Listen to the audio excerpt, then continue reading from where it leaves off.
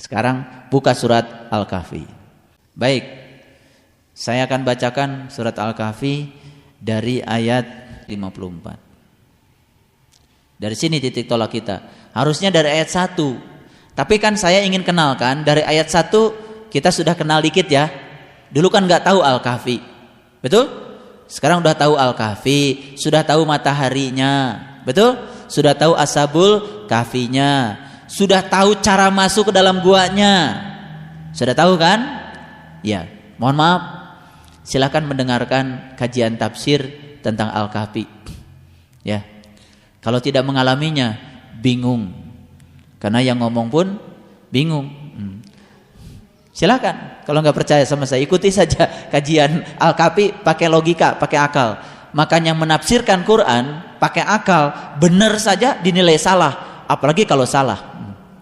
Makanya menafsirkan Quran harus pakai Quran. Quran yang mana? Quran sejati, jati diri yang terdalam. Baik, kita lihat. Dan sesungguhnya kami telah mengulang-ulang bagi manusia. Walaqad sarafna fi hadzal Qur'an linnas min kulli masalin. Dan sesungguhnya kami telah mengulang-ulang bagi manusia dalam Al-Qur'an ini bermacam-macam perumpamaan min kulli masalin. Jadi Quran itu berarti banyak sekali ya perumpamaannya. Saya mau tanya sekarang, bagi siapa perumpamaan itu? Bagi siapa? Bagi yang belum tahu.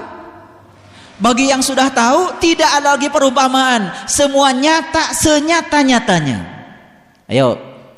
Dan kamu akan melihat matahari terbit condong dari gua mereka ke sebelah kanan. Perumpamaan?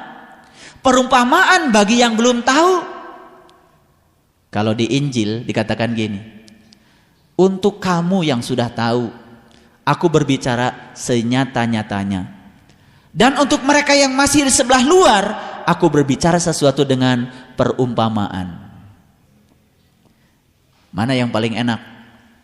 Ngomong perumpamaan atau mengalami yang diumpamakan? Mengalami. Kalau sudah mengalami, apapun perumpamaannya menjadi tidak penting. Ketika di Quran dikatakan bumi diratakan, bumi didatarkan, bumi dihancurkan, memang tandanya kiamat itu bumi hancur. Tapi banyak orang yang memahami tanda kiamat bumi hancur. Makanya ketika orang cerita kiamat pasti berpikir tentang alam dunia ini hancur. Betul nggak? Padahal kiamat itu memang harus dialami. Saat seseorang sedang kiamat, bangkit ruhaniyahnya, maka jasmaninya hancur. Hancur dalam pengertian perumpamaan, bukan hancur yang sehancur-hancurnya. Paham maksudnya? Iya. Cok, kalau buminya belum hancur kiamat nggak? Nggak jadi kiamatnya. Hancur dulu buminya. Tapi bukan bumi yang itu. Bumi kecil ini yang harus dihancurkan. Itu yang disebut di dalam Quran, kullu syai'in halikun illa wajhahu. Segala sesuatu hilang musnah saat nampak wajahnya. Jadi ketika nampak wajahnya, segala sesuatu hilang musnah saat nampak wajahnya. Kalau wajahnya belum nampak, nggak musnah-musnah. Betul nggak? Makanya kalau tidak kiamat, tidak hancur. Begitu kiamat, hancur. Pahami kata-kata ini, ya. Sekarang saya berbicara perumpamaan atau nyata? Nyata bagi yang sudah mengalami. Tapi mereka yang mendengar saya tapi belum mengalami, pasti akan meraba-raba. Apa sih maksudnya? Karena belum nyata. Di sini juga barangkali tingkatan nyatanya juga beragam. Ada yang ngerti sekaligus, ada juga yang apa ya kok orang lain bisa mengerti, kok saya nggak ngerti-ngerti. Ketika belum mengerti berarti tingkat amalnya belum sampai. Itu aja. Apa harus dipaksa mengerti sekarang? Tidak usah. Kata Imam Al-Ghazali, kelak ketika tingkat amalmu sudah sampai di kedewasaan itu, kamu akan mengerti sendiri. Makanya direkam aja. Nanti kalau diulang-ulang baru mengerti 3 bulan kemudian, alhamdulillah segitu juga masih mengerti. Betul nggak? Teruskan dulu. Nah, dan manusia adalah makhluk yang paling banyak membantah. Saya mau tanya, pernah nggak Bapak Ibu membantah? Sering. Terhadap apa membantah? Terhadap perumpamaan yang belum dialami. Setuju? Ulangi. Bapak Ibu pasti membantah terhadap sesuatu atau perumpamaan yang belum dimengerti karena belum dialami. Tapi begitu sudah dialami, begitu disampaikan, cuman yes, yes, yes. Jadi kalau begitu kapan samina wa atona itu timbul pada diri seseorang? Kalau orang itu sudah meluluh lantahkan pikirannya, melampaui pikiran itu namanya meditasi. Tinggal di negeri itu melampaui pikiran. Kan tinggal di negeri itu nggak usah pakai pikiran. Setuju? Sekarang masih membantah juga? Masih membantah juga? Ya masih dikit. Ketika perumpamaan itu belum jadi kenyataan sebagai pengalaman. Saya tidak usah memaksa semua harus mengerti ini. La ikraha fiddin. Cuman yang belum mengerti omongan saya, tingkatkan amalnya. Suatu saat akan mengerti dengan sendirinya. Oh ini yang dimaksud Bapak. Itu nanti suatu saat. Gak usah dipaksa sekarang. Ya, itulah spiritual. Spiritual tanpa paksaan. Berjalan. Tidak usah ingin mengerti sekarang. Yang sudah mengerti alhamdulillah, yang belum mengerti tidak usah dipaksa sekarang. Sudah. Kata Allah lewat Rasulnya, amalkan apa yang kamu tahu, maka Allah akan mengajarkan apa yang kamu tidak tahu. Ilmunya coba begitu kok. Amalkan yang kamu tahu sekarang. Nanti Allah akan mengajarkan yang kamu tidak tahu. Jadi ternyata untuk pinter itu amalkan saja yang sudah tahu. Nah kita terus mencari referensi. Akibatnya banyak ilmu tetapi tidak nyata. Nah itu namanya ilmu kirata. Dan tidak ada sesuatu pun yang menghalangi manusia dari beriman ketika petunjuk telah datang kepada mereka. Siapapun tidak akan bisa menolak untuk beriman kalau petunjuknya sudah datang. Dan dari memohon ampun kepada Tuhannya, kecuali ya datangnya hukum Allah dan umat-umat yang dahulu atau datangnya azab atas mereka dengan nyata. Biasanya manusia itu ya baru sadar ketika sudah dihantam oleh berbagai macam ujian. Jadi ujian juga sebetulnya hidayah bagi sebagian orang. Tapi ada orang juga yang mendapatkan hidayah tidak melewati jalan ini. Mendapatkan hidayahnya langsung cespleng gitu. Begitu dapat pencerahan, yes gitu. Nah ada yang sudah dikasih pencerahan masih ngeyel. Gak usah dipaksa, biarkan aja ntar nabrak-nabrak dulu. Ya, kalau kata Krishna nih seorang mursid di perang Kurukshetra, beliau mengatakan, ketika ada laporan ke Krishna, kenapa sih ini begitu, kenapa sih itu begitu? Krishna dengan bijak mengatakan, semua akan menuju saya, cuman dengan kecepatan yang berbeda. Boleh nggak sekarang saya jadi Krishna? Semua akan menuju saya dengan kecepatan yang berbeda. Bagaimana dengan yang mentertawakan saya? Semua akan menuju saya, entah di kehidupan yang mana. Bagaimana yang menghujat saya habis-habisan? Semua akan menuju saya. Karena Schopenhauer, seorang filosof Jerman mengatakan, kebenaran itu pertama ditertawakan, setelah itu dihantam habis-habisan, tapi ujungnya pasti diterima. Jangan lupa loh, kalian juga entah di kehidupan yang mana pernah mentertawakan kebenaran. Jangan lupa loh, kalian juga entah di kehidupan yang mana pernah mencerca habis-habisan kebenaran. Dan alhamdulillah di kehidupan yang sekarang kalian menerima kebenaran itu. Dan saya percaya semua kalian pernah mengalami 3 fase itu, tapi entah di kehidupan yang mana. Setelah berganti casing berapa kali untuk menerima kebenaran ini. Wallahu alam. Baik, teruskan. 56. Dan tidaklah kami mengutus rasul-rasul hanyalah sebagai pembawa berita gembira. Jadi semua utusan Allah pasti membawa berita gembira. Kalau beritanya neraka aja terus, ada masalah itu. Gitu. Berita yang dibawa itu apa? Tentang kehidupan yang buruk gitu. Negara yang penuh konflik aja. Setiap ceramah itu yang buruk aja, nggak ada yang baiknya. Pasti itu bukan utusan Allah. Karena menurut Quran, setiap utusan Allah pasti membawa berita gembira. Saya mau tanya sekarang, gembira nggak Bapak Ibu sekarang? Gembira? Kenapa? Karena berita yang disampaikan adalah berita gembira. Dari tadi kan saya tidak menceritakan yang buruk-buruk, semua menceritakan yang baik-baik. Betul nggak? Itu. Ini penting, ini perlu diperhatikan. Begitu ada orang menghujat di mimbar, pasti bukan utusan. Karena berita yang dibawa bukan berita gembira. Coba ketika kita mendengar orang sedang menghujat orang lain, apa yang dirasakan kita? Pasti energinya kan negatif, nggak enak nih, langsung pegel-pegel. Tapi ada juga yang tidak pegel-pegel dengar berita buruk malah seneng. Nah itu pasti ada masalah itu. Teruskan dulu terus. Dan sebagai pemberi peringatan. Tetapi orang-orang yang tertutup membantah dengan batil, membantah dengan yang batil, agar dengan demikian mereka dapat melenyapkan yang hak. Jadi siapa yang menolak kedatangan berita yang gembira? Ya tentu saja ayat ini mengatakan orang-orang yang masih tertutup. Wajar nggak kalau mereka menolak? Wajar, nggak usah sakit hati, namanya juga belum tahu. Betul nggak? Iya.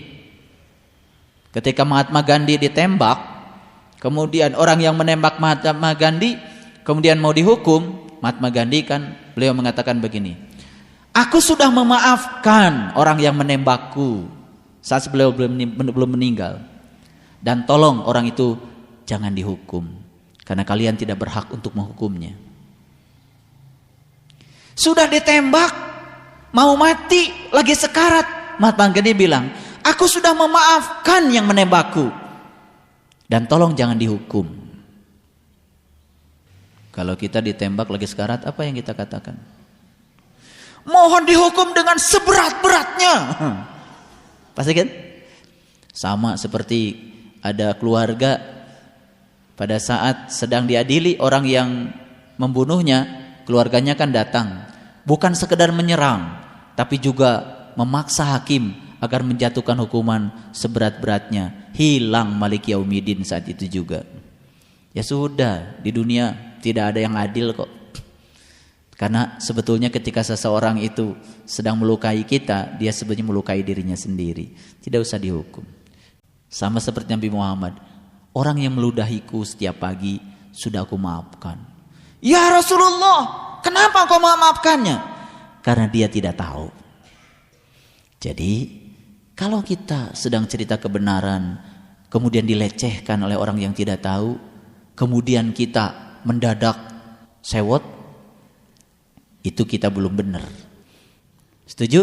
Dan mereka menganggap ayat-ayat kami dan peringatan-peringatan terhadap mereka sebagai olok-olok. Ya, diolok-olok orang yang tidak tahu, jangan sakit hati. Jadi yang salah yang sakit hati. Gitu.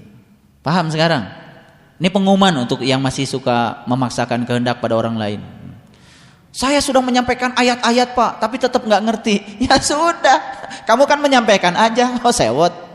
Terus, dan siapakah yang lebih zalim daripada orang yang telah diperingatkan dengan tanda-tanda Tuhannya, lalu dia berpaling daripadanya dan melupakan apa yang telah dikerjakan oleh kedua tangannya. Ngerti ayat ini? Ngerti yang di sini. Karena apa? Bagi yang sudah mengalami, ini bukan perumpamaan nyata. Allah bertanya, yang paling zalim di antara kamu adalah mereka yang berpaling dan melupakan apa yang telah dikerjakan oleh kedua tangannya, bukan kedua kakinya. Awas tuh, yang sudah dikerjakan oleh kedua tangannya, kemudian Allah menunjukkan sesuatu, kemudian melupakannya, kemudian berpaling, bahkan memungkirinya. Itulah sezalim-zalimnya orang di hadapan Allah. Sesungguhnya kami telah meletakkan tutupan di atas hati mereka. Jadi hati-hati. Orang yang melupakan apa yang dikerjakan oleh kedua tangannya, kolbunya ditutup lagi. Ditaruh di situ tutupan. Apa yang menutup dia? Yang dia suka. Begitu dia suka dunia, dunia akan menutup dia. Untuk menggunakan kedua tangannya lagi, beratnya luar biasa. Kenapa? Kerinduan kepada Allahnya sudah dicabut. Dia tidak rindu lagi dengan negeri itu. Bapak Ibu, kalau tidak lanjut seperti ini ngajinya, Habis dulu diinisiasi oleh saya, belum aja hilang. Sudah, berikutnya akan digarap oleh pikirannya sendiri. Baca Quran pasti nggak ngerti. Karena apa? Sudah mulai dihadirkan tutupannya. Tutup. Biasanya tutup yang paling sulit itu adalah batok yang berasal dari cengkraman pikirannya sendiri. Dan batok dari cengkraman pikiran itulah neraka. Jadi neraka itu sebetulnya adalah cengkraman penjara pikiran. Itu yang paling berbahaya. Baik, kita teruskan. Ya. Sehingga mereka tidak bisa memahaminya. Dan kami letakkan sumbatan di telinga mereka. Bukan hanya kolbunya yang ditutup lagi, telinganya pun disumbat. Untuk mendengar seperti ini saja sudah tidak tertarik. Mohon maaf sekali lagi. Ada yang seperti itu? Banyak. Makanya kalau saya membuka, saya bertanggung jawab untuk mengantarkan kalian semua sampai di titik kedewasaannya. Silakan. Yang sudah dibuka gabung di mana? Ikut terus gabung. Nempel. Jangan sendiri. Ya. Saya tidak mungkin melayani satu-satu. Tetapi bikinlah kelas-kelas sesuai dengan tingkatannya supaya ngajinya jalan terus. Yang baru dengan yang baru, yang lama dengan yang lama, supaya ngajinya jalan terus. Karena spiritual itu harus begitu. Ya. Terus. Ya. Dan kendati pun kamu menyeru mereka kepada petunjuk, niscaya mereka tidak akan mendapatkan petunjuk selama-lamanya. Fala yahtadu idza abada. Jadi gini, kalau mengajak orang yang belum sangat mudah. Tetapi mengajak kembali orang yang sudah, tetapi dia tidak melakukannya, apalagi melupakan apa yang telah dikerjakan oleh kedua tangannya, ini sulit. Sekalipun kamu memberikan petunjuk, dia tidak akan pernah ikut kamu selama-lamanya. Ini yang diceritakan dalam Quran dengan sejarahnya Abu Lahab. Tabat yada abi lahabi watab. Celakalah kedua tangan Abu Lahab. Ma agna anhu maluhu wa ma kasab. Apapun kasab, apapun usaha yang dia lakukan, hanya akan sia-sia. Sekali lagi, khidmat pada guru, khidmat pada ilmu, itu akan mendapatkan berkah guru, berkah ilmu. Lalu ujungnya akan mendapatkan berkah Allah. Tuh. Ya. Dan Tuhanmu lah yang Maha Pengampun, lagi mempunyai rahmat. Jika dia mengazab mereka karena perbuatan mereka, tentu dia akan menyegerakan azab bagi mereka. Sebetulnya azab ini bukan oleh Tuhan. Tuhan itu hanya sang fasilitator. Oh, kamu maunya begitu, aku segerakan untuk memenuhi keinginanmu. Tuhan tidak pernah mencelakakan kita. Hati-hati, Tuhan tidak pernah menghukum kita. Tidak ada hukuman dalam hidup, yang ada cuma teguran agar kita menjadi lebih baik. Ketika Tuhan menghadirkan sesuatu yang tidak enak pada kita, sebetulnya Tuhan sedang menegur kita supaya tambah baik. Awas, jangan seperti kebanyakan orang berbicara tentang Tuhan, tukang menghukum kalau kita nggak baik padanya, tukang memberi kalau kita baik padanya. Itu Tuhan yang dipersepsikan oleh sebagian orang, tapi itu salah. Tuhan kita adalah Rahman dan Rahim. Tuhan penuh dengan cinta. Cintanya Tuhan berbeda dengan cintanya kita. Kalau cintanya kita, ya sering bersyarat dan terbatas. Tapi Tuhan cintanya tanpa batas. Setuju? Oke. Terus, tetapi bagi mereka ada waktu yang tertentu yang mereka sekali-kali tidak akan menemukan tempat berlindung daripadanya. Dan penduduk negeri telah kami binasakan ketika mereka berbuat zalim, dan telah kami tetapkan waktu tertentu bagi kebinasaan mereka. Ini sudah jadi penduduk negeri? Sudah. Tapi negerinya dilumatkan semuanya. Dikasih tutupan di atas kolbunya, disumbat telinganya karena dia melupakan apa yang telah dikerjakan oleh kedua tangannya. Jadi ayat ini bukan cerita orang yang belum masuk negeri, tapi ayat ini cerita untuk orang yang sudah masuk ke dalam negeri. Ayat 60. Inilah kisah Musa dengan Khidir. Ini sudah maklum semua ya, sudah pada tahu. Cepat aja kita baca.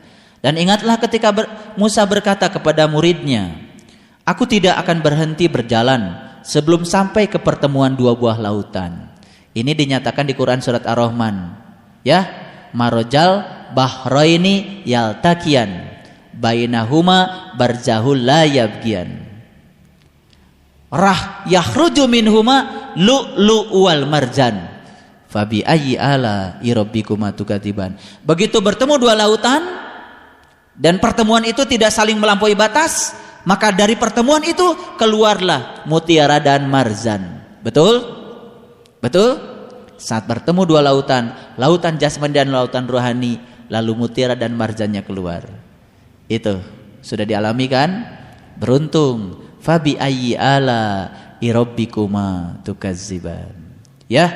Nah, inilah tekadnya Nabi Musa. Aku tidak akan berhenti berjalan sebelum sampai ke pertemuan dua lautan. Nih, saya kasih tahu sekarang. Sudah dengar kan Isra Mi'raj? Isra itu jalan. Seperti Nabi Musa, Isra berjalan terus. Aku tidak akan berhenti berjalan sampai Mi'raj. Jadi Mi'raj itu pertemuan dua lautan. Jadi jangan berhenti berjalan ya sebelum bertemu dua lautan. Nah, banyak manusia yang berhenti berjalan sebelum bertemu, tapi merasa sudah sampai. Nih, lucu kan? Atau aku akan berjalan sampai bertahun-tahun. Terus, maka tatkala mereka sampai ke pertemuan dua lautan itu, mereka lalai akan ikannya. Lalu ikan itu melompat mengambil jalannya ke laut itu. Hati-hati. Ketika pertemuan dua lautan, biasanya kita lupa dengan esensinya, lupa dengan maknanya. Kan bagian yang terpenting dari laut kan ikan. Isinya dong, betul nggak? Nah, banyak nggak yang sering lupa dengan isinya? Begitu bertemu fokus saja. Yang dimasalahkan terang dan gelap, cahaya bukan cahaya, bukan itu. Makanya ikannya loncat menuju ke lautan itu. Saya mengatakan ikan ini rasa sebetulnya. Makanya puncaknya makrifat adalah rasa.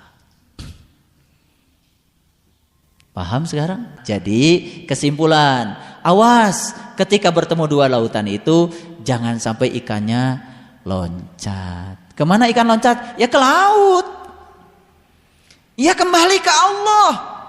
Rasa yang harusnya menyatu dengan kita gak kebagian. Mohon maaf sekali lagi, banyak gak orang yang melakukan itu tapi tidak dapat rasa? Banyak, bengong aja. Allah mau menitipkan makna-makna yang terdalam, bengong aja. Habis itu kagak ngerti apa-apa. Baca Quran tetap gak ngerti. Baca Al-Kahfi lewat. Tuh, di mana sebenarnya letaknya? Sebutnya menurut saya karena kesadaran yang rendah. Ya, makanya datang ke tempat seperti ini terus-menerus untuk di-upgrade itu penting. Sekarang tahu ikan? Tahu. Ya, kalau orang ke laut cari apa? Cari ikan. Awas, ibu bapak ke laut cari apa? Ke lautan rohani menuju surga, cari rasa. Rasa apa? Rasa dengan Allah.